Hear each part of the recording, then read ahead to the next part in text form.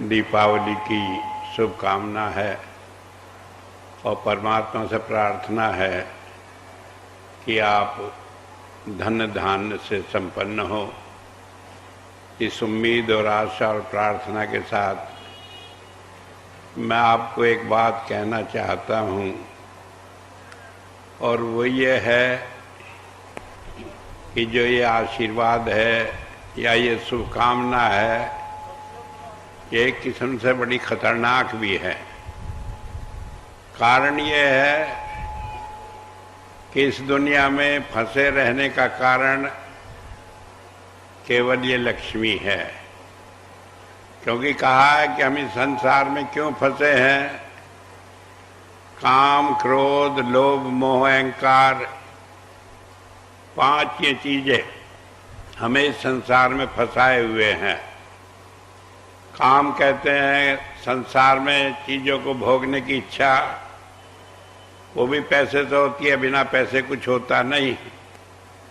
क्योंकि कहा रहीमदास जी ने, रहीमन कैद सुपेट सो, क्यों न भयो तू पीठ, रीते अनरीते करे भरत बिगाड़ ढीठ। कहने लगे पेट से कि तू पेट के बजाय कमर क्यों नहीं हो गया। कहने लगे क्यों, क्या बात है। कहने लगे जब तक खाली रहता है पेट, तब तक दुनिया भर के सारे उत्पाद करता है। क्योंकि आदमी जितने जुर्म करता है, जितनी चीजें करता है, पेट की आग बुझाने के लिए करता है। और कहा जब बढ़ जाता है तो दुनिया भर के व्यसन करता है, दुनिया भर के उल्टे काम करता है।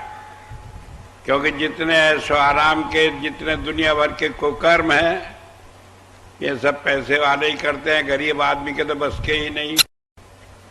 तो इसलिए बताया कि लक्ष्मी में बड़े दोष हैं। काम है, क्रोध भी हमें इसी के कारण आता है, लोभ भी इसी के कारण है, और मोह भी, और लक्ष्मी का अहंकार तो सभी जानते हैं। कहा कनक कनकते सोगुनी मादकता अधिकाय, ओ खाए बोराइये ए पाए बोराए। कि धतूरे से सोने में जो है कई गुनी ज्यादा मादकता है, नशा है। कि धतूरे को तो खाने से नशा आता है, लेकिन सोने को पा जाने से ही नशा आ जाता है। तो इसलिए बताया अहंकार हो, काम हो, क्रोध हो, लोभ हो, ये सारे के सारे हमें पाप में ले जाने के, इस संसार में फंसाए रखने के लिए, कर्म कांड में लगाकर इसकी प्राप्ति के लिए उल्टे काम कराने के लिए हैं। तो ऐसे में जब हमें धन प्राप्त हो जाता है तो हमें ये सावधान रहना है कि हमें इस संसार में फंसा भी सकता है। तो जब मैं सोचता हूं कि मैं आपके लिए कामना करूं कि आप खूब धन धान संपन्न हो, तो मैं एक बड़ा खतरा भी ले रहा हूं। कारण यह है कि अगर ये धन दान हो गया और आप उसी तरह बिगड़ते चले गए, तो आखिर मुझे भी तो आपके पीछे पीछे डंडा लेकर सब जगह जाना पड़ेगा, और वो मुसीबतों में जहां आपको डंडा खाना पड़ रहा, मुझे भी आपके साथ खाना ही पड़ेगा। तो इसलिए सावधानी की बात है। और ये मैं नहीं कह रहा हूं, सब ने कहा है। ईसा मसीह ने तो इतना कह दिया है कि सुई के नाके के अंदर से ऊंट तो जा सकता है।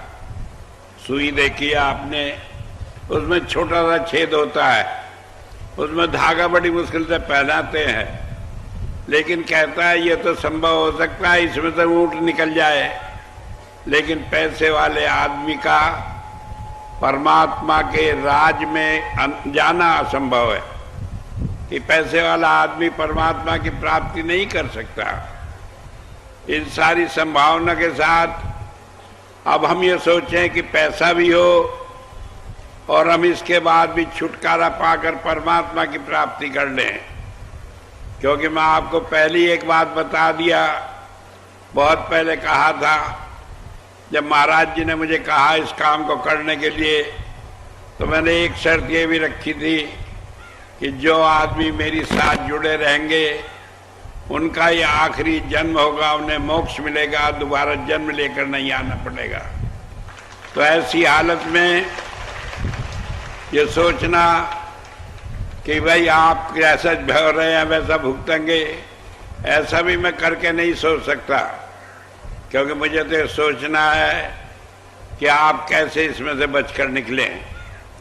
तो इसलिए इस रिस्क के साथ कि इतना बड़ा खतरा हम मोल ले रहे हैं। लेकिन क्यों ले रहे हैं ये खतरा मोल? इसलिए कि जो आदमी सांप के बिल में हाथ डालता है उसे सांप के काटने का मंत्र भी आता है, उसे उससे बचने का तरीका भी आता है। तो मुझे मालूम है कि जहाँ लक्ष्मी में इतने गुण हैं, कि जितने लक्ष्मी में इतने अवगुण हैं कि वो हमें संसार में सारे कामों में फंसाए रखती है, वो एक गुण भी इसके अंदर है। और वो गुण क्या है? बाइबल में उसे कहा है, you will be where your treasures lie, your heart will be where your treasures lie, कि जहाँ तुम्हारा धन दौलत रहेगी वहीं तुम्हारा हृदय भी फंसा रहेगा, वहीं तुम फंसे रहोगे। हमारी धन दौलत जहाँ भी रखी है वहीं हमारा मन फंसा रहता है। हालांकि हम जानते हैं इससे हमारा कोई काम बनता बिगड़ता नहीं।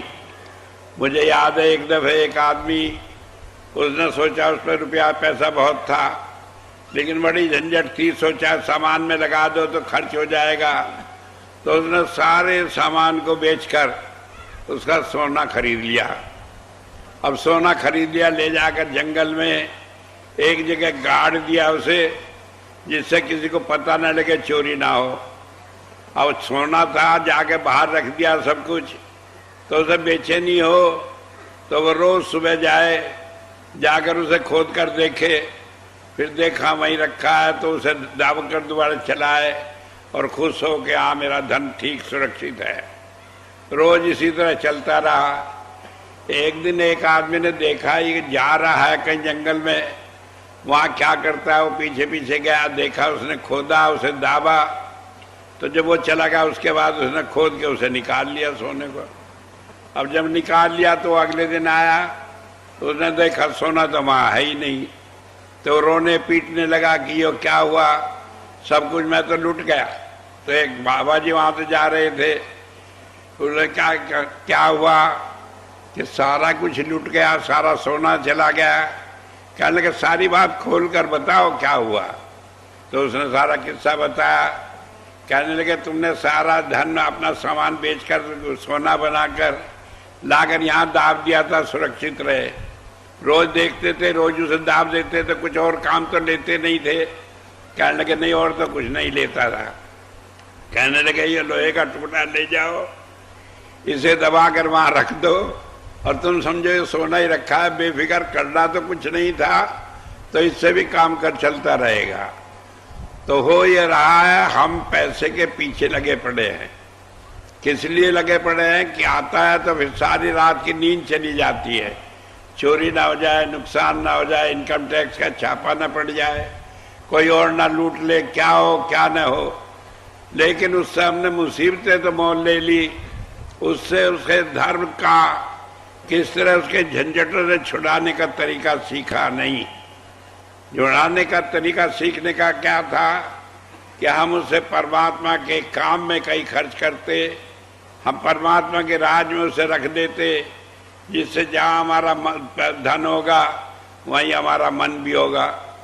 जब हम अपना खर्च वहाँ कर देंगे तो उसका आसान तरीका है कि फिर हमारा मन भी वही रहेगा, कहीं जाएगा नहीं। ये मन ही हमें खींच कर ले जाता है, यही संसार में फंसाता है। तो इसलिए अब इसका आसान तरीका संतों ने निकाला। कहने लगे इसमें से सेवा निकालो। अब सेवा निकालने की भी कोई तादाद नहीं है, आप सारा निकाल दो, पूरा धन दे दो तब भी सेवा है, आप एक पैसा दो तब भी सेवा है। तो इसलिए संतों ने उसके लिए एक लिमिट रखी, क्योंकि दुनियादार थे हम जैसे। तो उन्होंने कहा कि सेवा निकालो, कि भाई क्या निकाले। कहने लगे 10% निकाल कर रखो। ये धर्म पुस्तकों में आता है, बाइबल में तो बड़ा खोल कर बयान किया कि अपनी आमदनी का जो भी आता है उसका 10% निकाल दो, और जो तुम्हारे पास संपत्ति है, कहीं से आए, धन आए, कुछ आए, उसका भी निकालो 10%।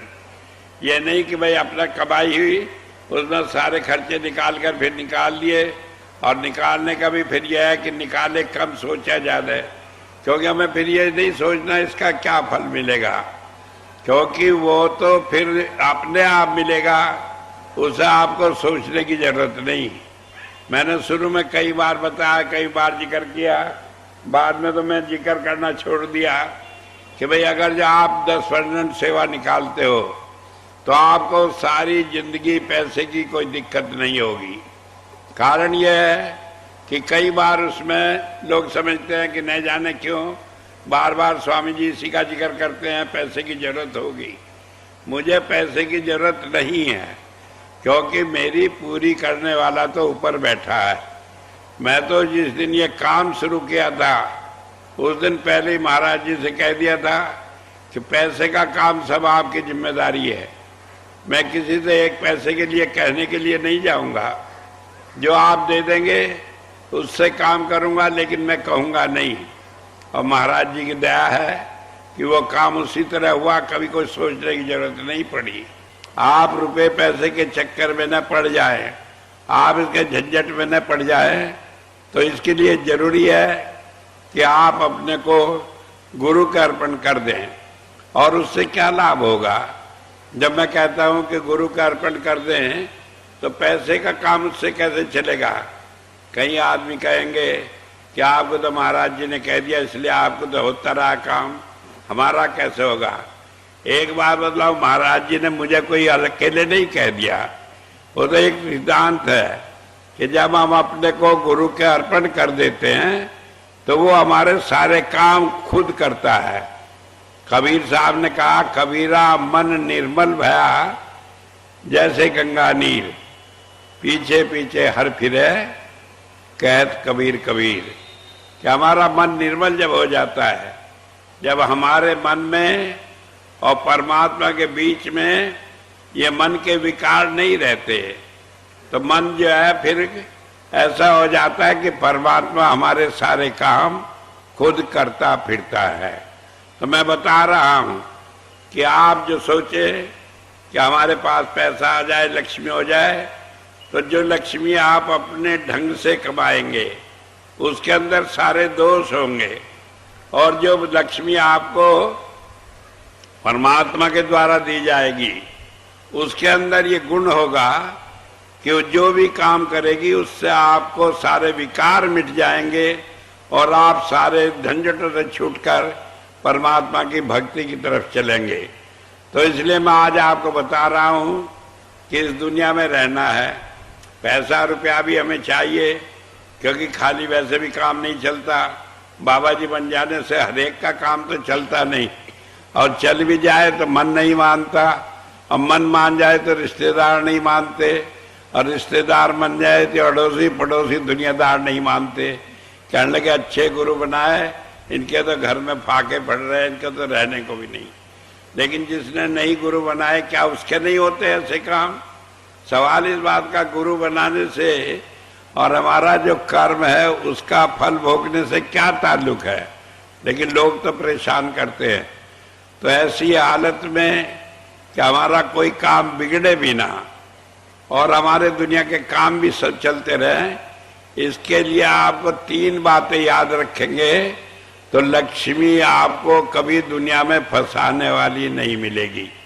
एक बात मैं फिर बता दूं बीच में बात काट कर कि लक्ष्मी आपको फंसा तो सकती ही नहीं, लेकिन सवाल यह नहीं फंसाने में फिर मुझे आपको अपनी पीछे देखना पड़ेगा डंडा लिए हुए कि मैं आपको बचाऊं कि अपने को बचाऊं। लेकिन यह है कि इस लक्ष्मी के चक्कर से निकालूं, क्योंकि चाहे नरकों में भी जाना पड़े, गुरु सिख को छोड़ता नहीं है, वहां से निकाल कर लाता है। तो सिर्फ मैं आपको कह रहा हूं कि अगर आप बात मानेंगे तो आपको भी कष्ट नहीं होगा, मुझे भी कष्ट नहीं होगा। लेकिन नहीं तो मैं बता दूं कि कोई तरीका नहीं कि आप नहीं मानेंगे तो आप पड़े रह जाएंगे या नरकों में जाएंगे। ऐसा ना मैं कहता हूं ना कहूंगा, और न एक आदमी ऐसा मिलेगा कहने वाला कि हाँ हमने गुरु की शरण ली और हम फिर भी छुटकारा नहीं हुआ, स्वामी जी का शिष्य दोबारा जन्म लेकर आना पड़ा, ये होगा ही नहीं, कोई दुनिया की ताकत नहीं। लेकिन मैं चाहता हूं एक काम आप करें, 3 बातें आज आप नोट करके जाए, फिर देखें क्या जीवन में आनंद आता है। पहली बात यह है कि आप अपने हक हलाल की कमाई खाएं। जो भी पैसा जो भी काम में लें बहुत ईमानदारी का कमाया हुआ हो। ईमानदारी का कमाया हुआ क्या हो ये आप समझ ले कि जैसे जो सरकारी नौकरी करते हैं, किसी के यहाँ काम करते हैं, तो जो वहाँ पर 8 घंटे का, जितने दिन का, जितने टाइम का काम हो, उतने टाइम बड़ी ईमानदारी और मेहनत से काम करें। आजकल तो हालत ये हो रहा है, दफ्तर में जाओ, टाइम होगा 9 बजे, तो आने वाला आएगा 10 बजे 11 बजे, फिर आकर इधर उधर बैठा, फिर कहेगा चाय पी लो, थोड़ी देर जाएगा चाय पिएगा, फिर आगे बैठेगा, फिर कुछ कोई काम वाला आएगा, कह लगे रुक जाओ अभी चलेंगे चाय पिएंगे, क्योंकि उसके साथ जाके चाय पिएगा। घंटा को काम नहीं करता, क्योंकि हमारे सारे कैरेक्टर में किसी ने ये बात देने की कोशिश ही नहीं की सिवाय संतों के कि हम अपनी मेहनत के हक हलाल की कमाई खाएं। जब हम अपने हक हलाल की कमाई खाएंगे तो आप जो भी काम उससे करेंगे वो आपको आगे बढ़कर भजन भी बनाएगा, आनंद भी देगा, दुखों से छुटकारा भी देगा। तो एक बात ये ध्यान रखें कि अपने हक हलाल की कमाई खाएं, उसको कभी भूले नहीं। और दूसरी बात ये है, मैं आपको बताऊं कि अपनी जरूरतें कम रखो। जरूरतें इसलिए कम रखनी है जिससे कि आपको उल्टे काम करके और उससे कर्मों का बढ़ावा न मिलता रहे। अब कहेंगे जरूरत क्या कम रखे हैं? जरूरत आप अगर देखें तो हजारों चीजें ऐसी हैं जो आप कम कर सकते हैं। मैं आपको एक उदाहरण देकर समझाता हूँ।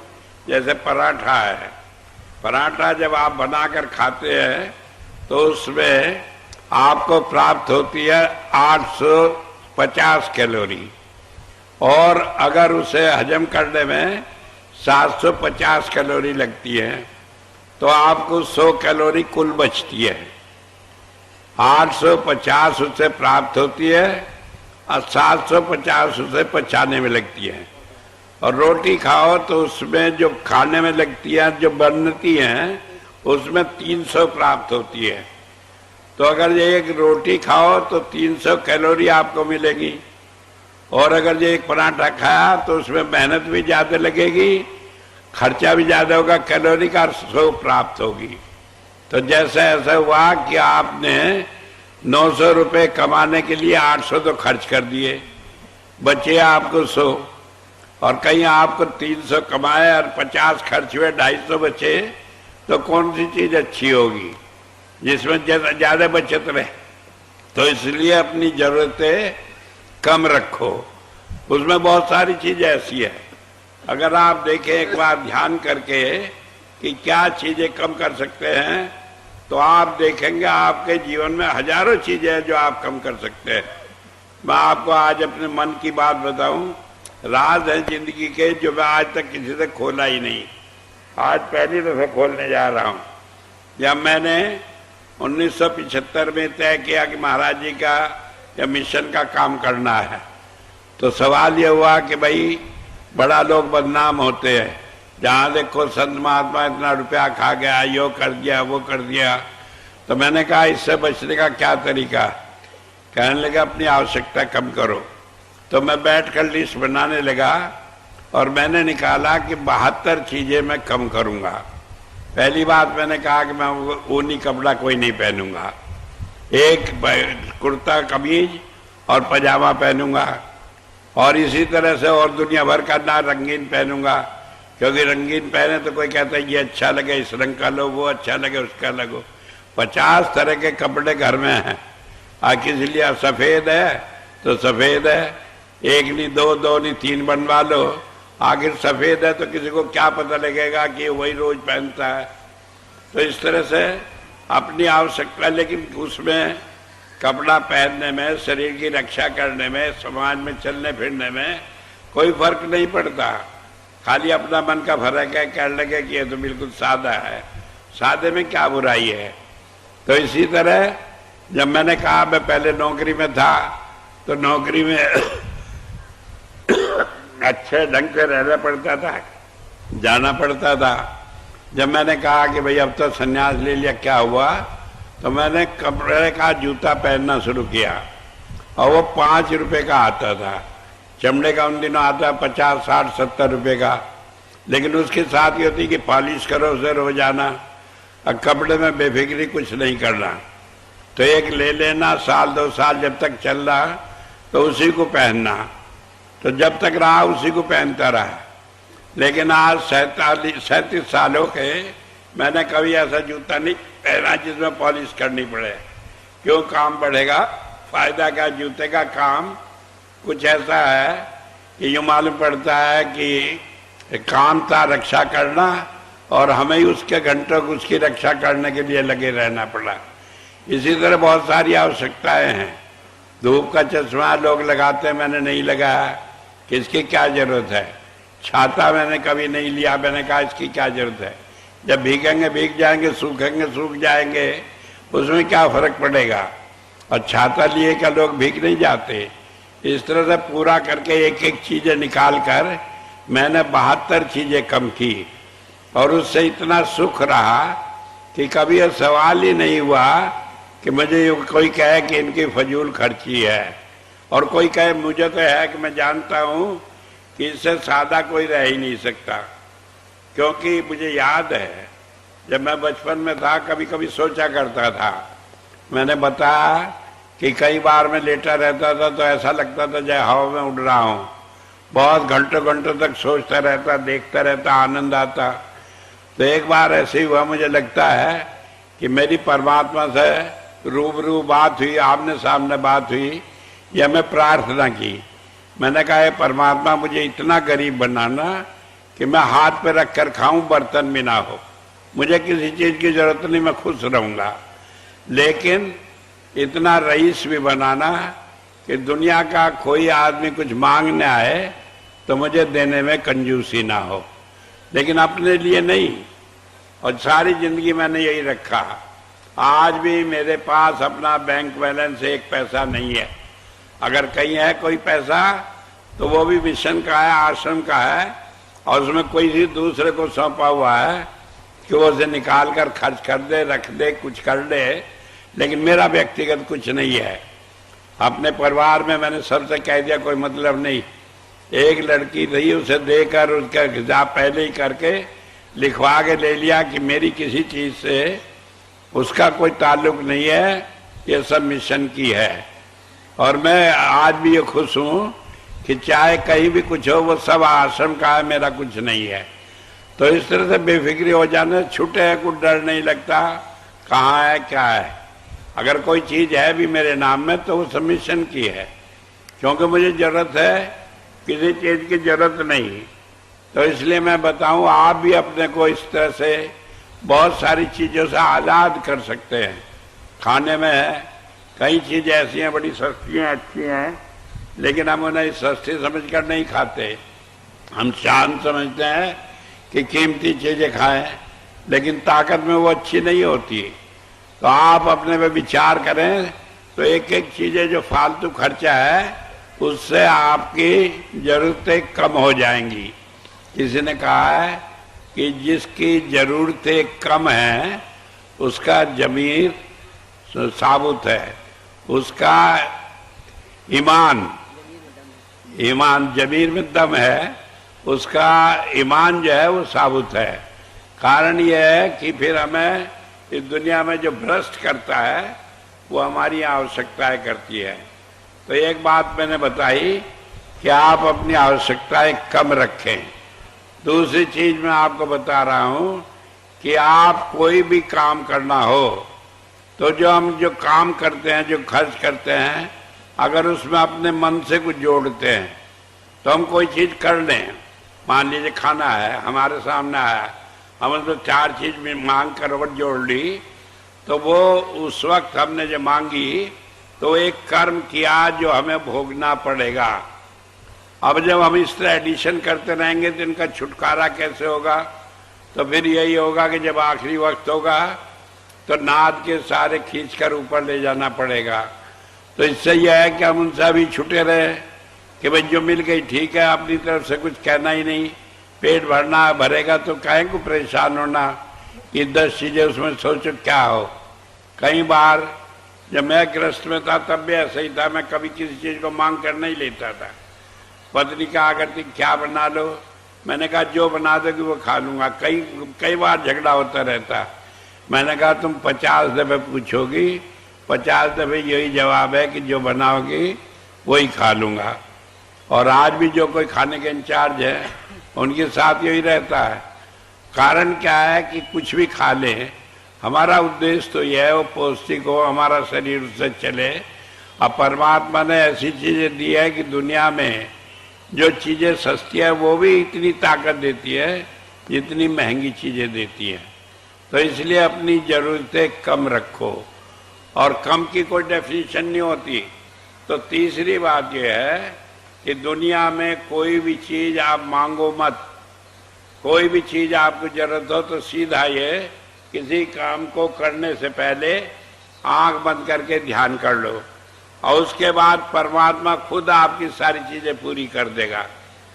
आप कहेंगे आपकी कर देगा, हमारी तो नहीं करता।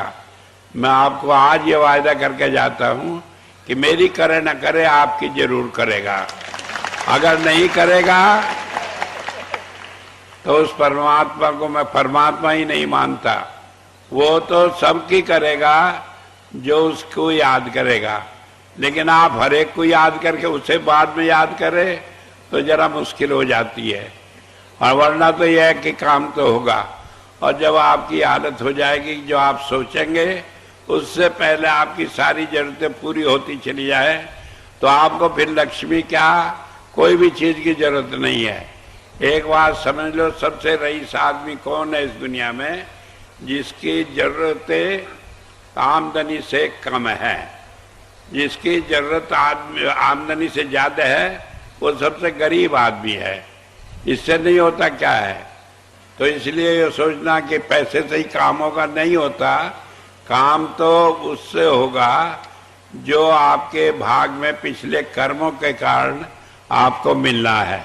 संतुष्टि होगी तो उससे संतुष्ट रहेंगे, नहीं संतुष्टि होगी तो नए कर्म को बांध लेंगे। तो इसलिए तीसरी बात यह है कि आप अपनी जरूरत को परमात्मा के ऊपर छोड़ दें। जो हमें मिला वो हमारे भाग के अनुसार था, क्योंकि यह नहीं हो सकता कि हमारे भाग में कुछ हो परमात्मा ना दे। ज्यादा की कामना करते हैं तो हम नया कर्म करते हैं और हमें उसके बंधन में बंधना ही पड़ेगा, फंसना ही पड़ेगा। ये बात रही। दूसरी, उसमें आप भी फंसे और मुझे भी फंसाए। और आप देखें इतना आनंद आता है कि जब हर चीज आप छोड़ देते हैं परमात्मा के ऊपर तो आपके सारे काम होते चले जाते हैं, सोचना नहीं पड़ता। मैंने कई बार सत्संग में सुनाया, जब शुरू की बात थी 1976 की, तो मैं आ रहा था बरेली, तो रास्ते में गजरौला एक होटल पड़ता है, तो हम 5 आदमी कार में थे। तो वहाँ गजरौला में रुके कि चाय पी लें। तो जब चाय पीने के लिए रुके, उन दिनों 4 आने की एक चाय आती थी, 1 रुपये में 4 चाय आती थी। तो मैं कहने लगा चलो भाई सब चाय पी ले, सुबह का टाइम है। तो कहने लगे, पत्नी कहने लगी एक एक पराठा भी खा लेंगे। मैंने कहा मेरे पास तो 2 रुपये है, अब 5 आदमी हैं तो चाय तो आ सकती है, पराठा इसमें नहीं आता। कहने लगे यही खाना है। कहने लगे अच्छा जाके चाय पी। जैसे हम आके कार में बैठने लगे तो सलीम ड्राइवर था, वो कहने लगे बाबू जी गाड़ी में तेल भी तो डलवाना है। मैंने कहा कहाँ तक है? कि मुश्किल तक मुरादाबाद तक है, बरेली तक नहीं पहुँच सकते। तो हमने कहा भाई क्या हो, कितने का पड़ेगा? कहने लगे 25-30 रुपये का पड़ेगा। मैंने कहा अच्छा। तो मैं आकर गाड़ी में बैठा तो ड्राइवर अपनी तरफ से घूम के आया अपनी सीट पर बैठने को। एक औरत आई, उसने अपनी गाड़ी हमारी गाड़ी के बिल्कुल पास ला खड़ी करी। कहने लगे स्वामी जी हैं? कहने लगे आप कौन हैं? कहने लगे मैं बहजोई ग्लास वर्क्स की मैनेजिंग डायरेक्टर हूँ। जरा उनसे मिलना है। आई मेरी तरफ, पैर छुए, कहने लगे मेरी मजबूरी है, हमारे यहाँ मीटिंग है, तो मैं आपके यहाँ सत्संग में तो नहीं आ सकूंगी, लेकिन आप सेवा ले लें। मैंने कहा भाई हम ऐसे सेवा नहीं लेते, हालांकि अंदर से मन तो कर रहा था ले लो पैसे की जरूरत,